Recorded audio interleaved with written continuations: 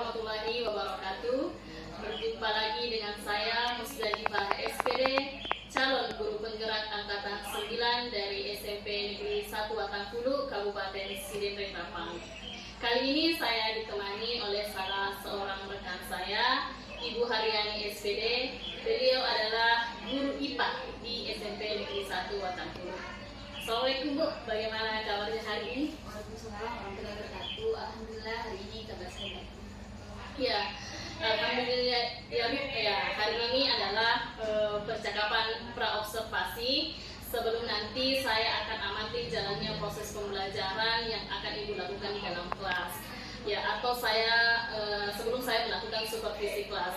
Nah, adapun tujuan dilaksanakannya supervisi ini adalah untuk mengetahui dan juga mengevaluasi jalannya proses pembelajaran yang akan Ibu lakukan, dan kenapa kita hari ini melakukan percakapan observasi ya sebagai persiapan awal ya Bu, sebelum nanti Ibu melakukan kegiatan pembelajaran agar kemudian Ibu bisa lebih siap dan lebih percaya diri sehingga memberikan pembelajaran yang terbaik untuk murid. Nah, ada beberapa pertanyaan yang akan saya sampaikan kepada Ibu. Yang pertama berkaitan dengan tujuan ya Bu. Jadi kira-kira apa tujuan pembelajaran yang ingin Ibu capai? Berdasarkan rancangan pembelajaran yang telah saya tuliskan di sini, ada dua tujuan pembelajaran yang ingin dicapai.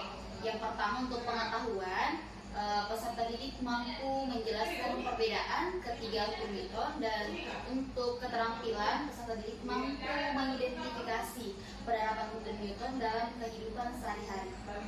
Ya baik Bu, jadi ada dua ya Bu, ada untuk tujuan pengetahuan dan ada keterampilan.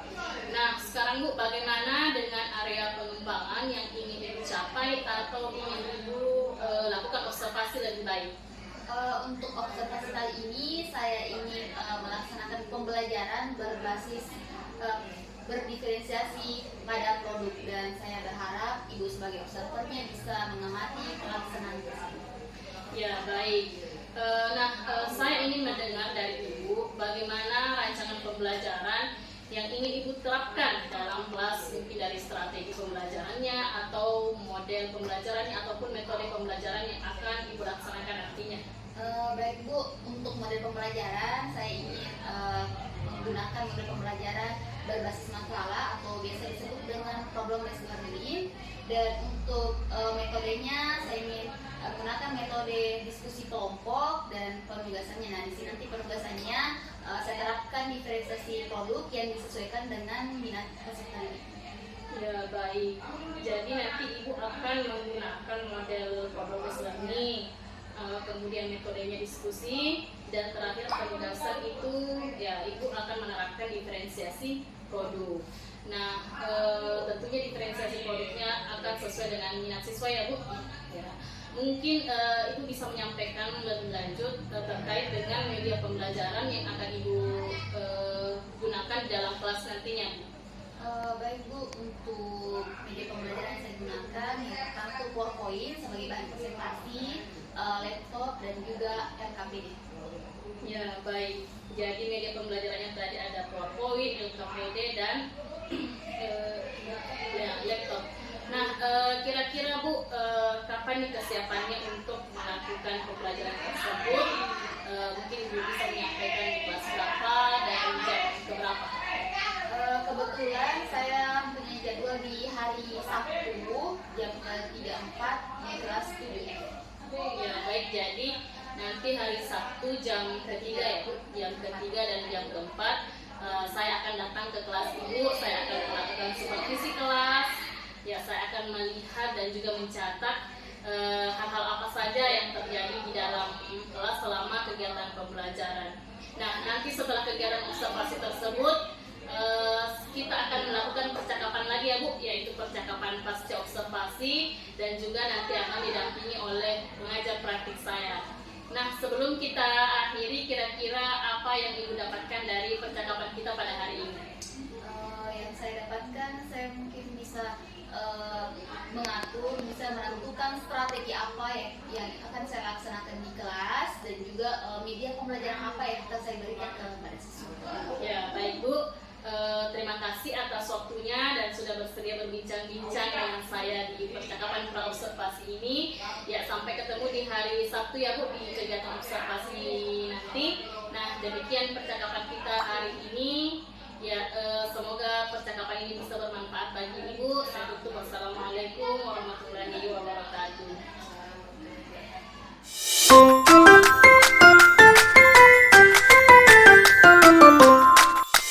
Assalamualaikum warahmatullahi wabarakatuh.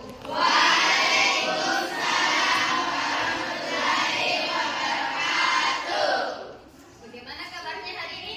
Baik, Bu. Ada yang sedih atau ada yang kurang enak rasanya? Iya. Sudah siap ke belajar? Siap. Nah, silakan ketua kelas pimpin doa dulu sebelum belajar. Sudah siap, gerak. Belum belajar, mari kita membaca doa sebagaimana keputusan masing-masing. Berdoa mulai.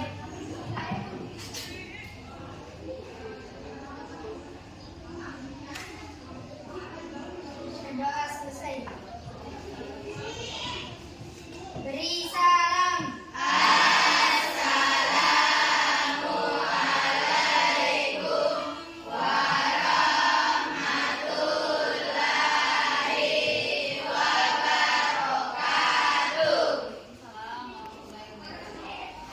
Karena sudah siap belajar, jadi sebelum masuk ke materi, Ibu absen terlebih dahulu. Dengar namanya baik-baik, nah. Siapa yang tidak hadir? Agari, Acila Novel, Edward Alansus, Melissa. Beralam saya dengan Mikwa. Mikwa kenapa? Sang Ibu. Beralam saya?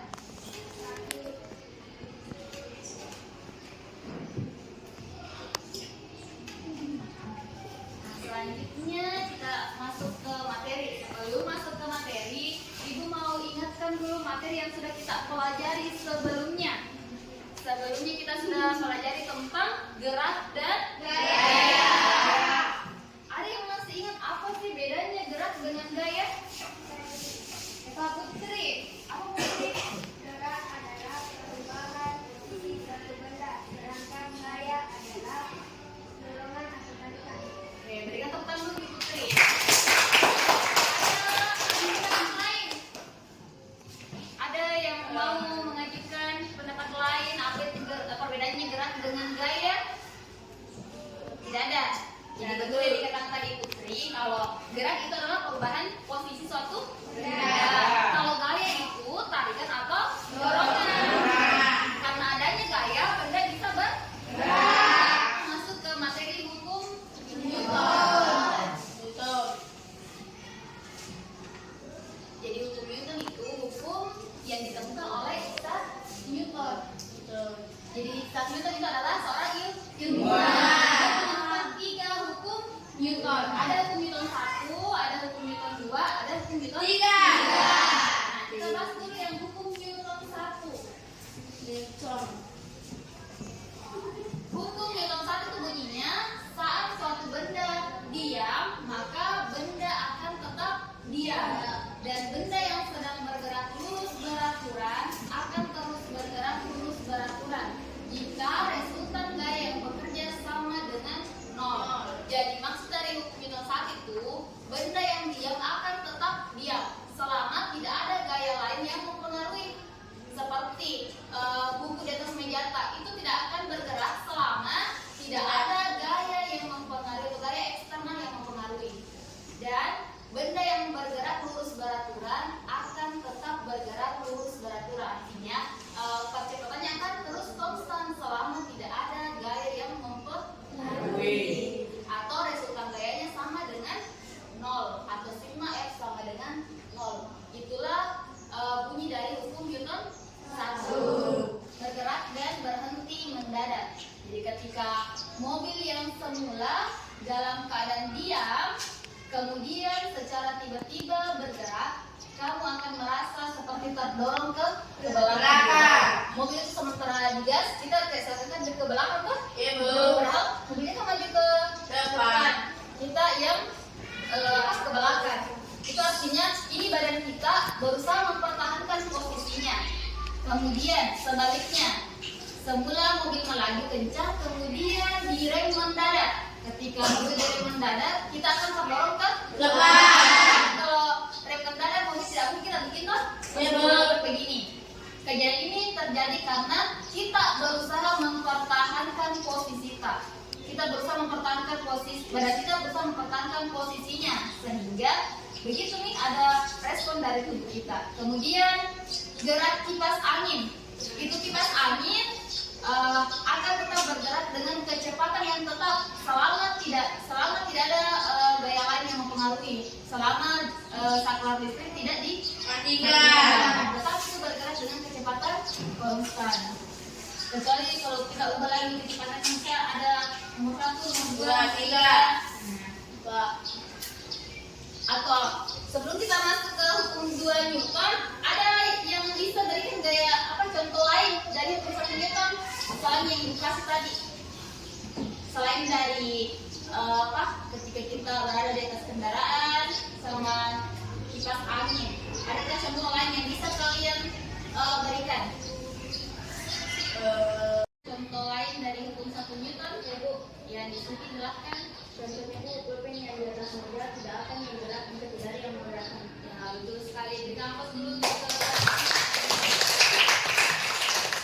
bisa inti dari hukum 1 Newton, benda itu senantiasa mempertahankan posisinya. Tidak akan bergerak ini HP di atas meja selama tidak ada yang menggerakkan atau tidak ada gaya lain yang gerakkan.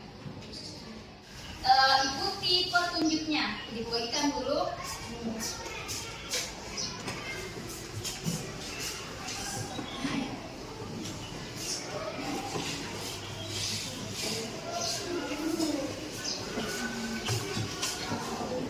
Nah, coba buka LKPD-nya.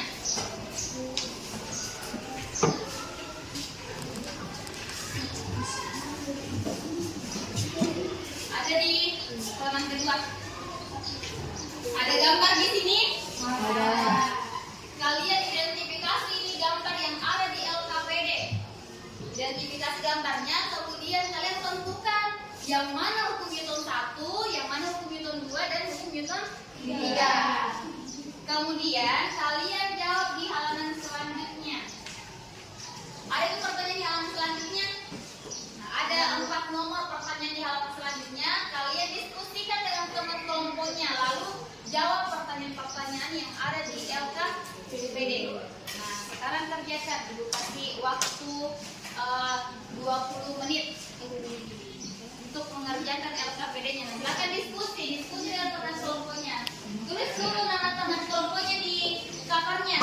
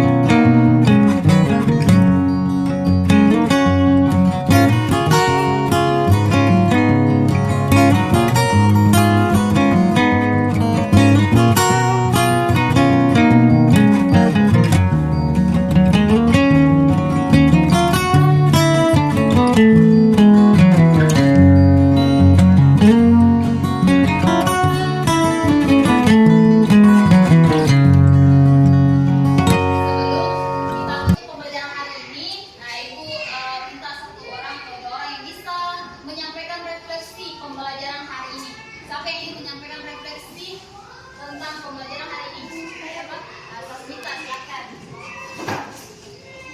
Saya senang belajar hari ini karena saya bisa bekerja sama dengan teman kelompok saya dan saya dapat dengan mudah mengerti pelajaran pada hari ini. Nah, disambut kepada Sasmita.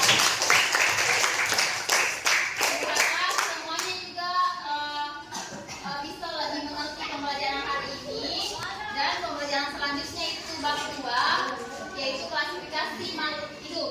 Ibu harap sampai di situ anak-anakku bisa pelajari tentang bab 2 yaitu klasifikasi makhluk hidup sebelum kita masuk di pertemuan selanjutnya. Jadi sekian pembelajaran hari ini. Ibu akhiri, wassalamualaikum warahmatullahi wabarakatuh. Waalaikumsalam warahmatullahi wabarakatuh.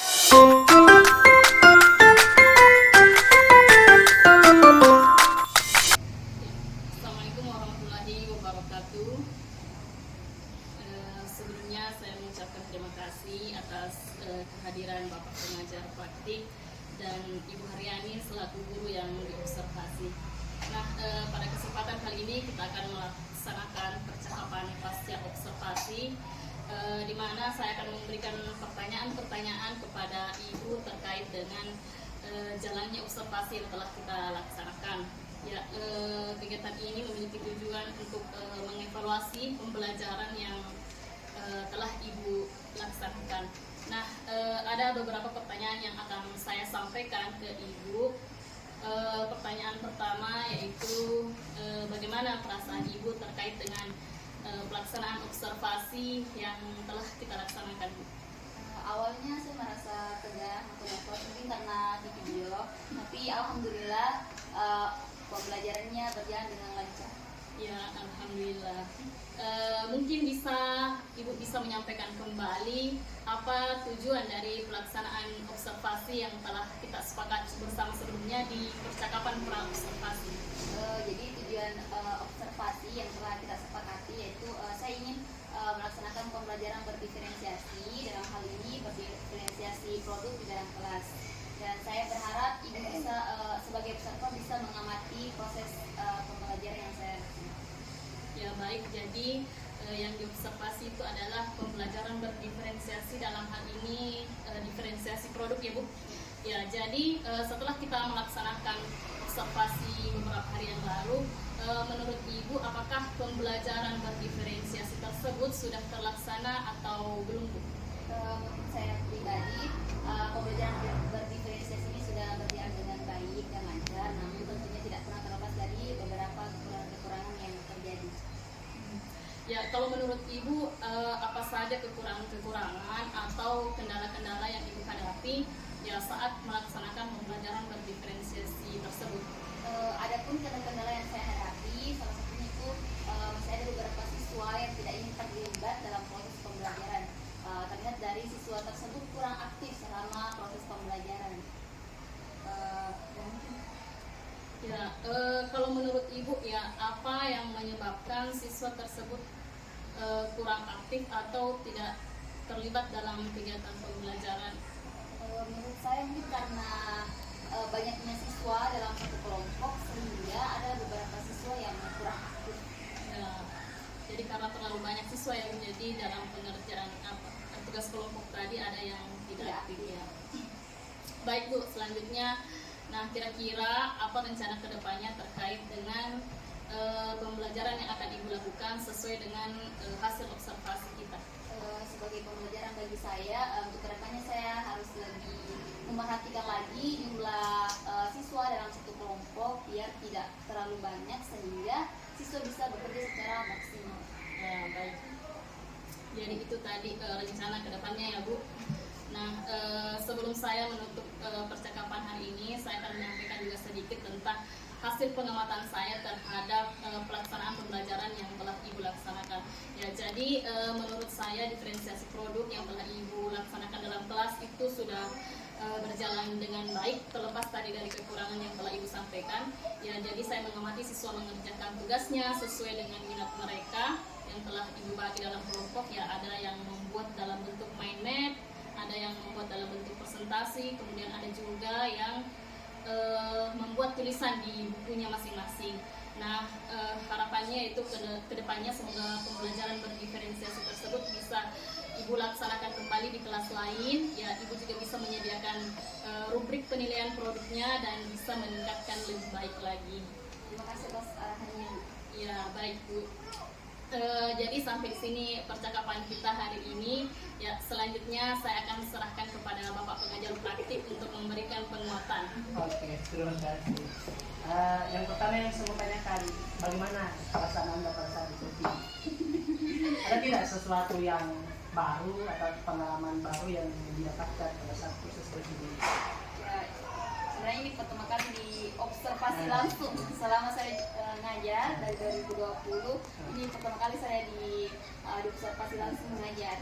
Jadi rasanya tegang karena harus di video, jadi kita ada rasa tertekan dalam diri sendiri. Dari proses coaching yang baru saja tadi yang dilakukan, apa ada hal menarik tidak yang didapatkan dari kegiatan coaching ini? Ya, ada pembelajaran lagi yang saya dapatkan tentang di mana pembelajaran diferensiasi itu dari arahan yang diberikan tadi sama Ya. Terus masih ada tidak? Dapat pengalaman baru? ya, pengalaman baru, Ya. pelajaran baru. Proses coaching? Iya. Mau coaching lagi nanti? Atau next Ya. bagaimana? Ya, ada tidak solusi menurut Ibu pada saat proses coaching berlangsung? Apakah Ibu mendapatkan solusinya itu muncul dari diri sendiri atau mungkin dari arahan dari coachnya? Solusi dari masalah yang Ibu hadapi pada saat proses coaching? Ya, ada itu tadi lebih memperhatikan jumlah sesuai dalam Ya, arahan dari masih ada.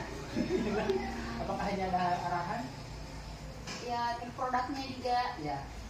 yang Apakah mau dibuat lebih berbeda lagi atau bagaimana? kalau bisa Ya. dikembangkan lagi ya. Masih ada yang lain? Cuman itu ya. Ya, produknya lebih dikembangkan lagi dan bagaimana agar membuat siswa lebih aktif lagi Ya. di kelas. Dari kegiatan pembelajaran itu. Oke. Kalau coachnya bagaimana perasaannya pada saat melakukan coaching dengan coachnya? Kalau saya pribadi Pak ini sudah beberapa kali melaksanakan coaching, jadi sudah lebih rileks lagi ya.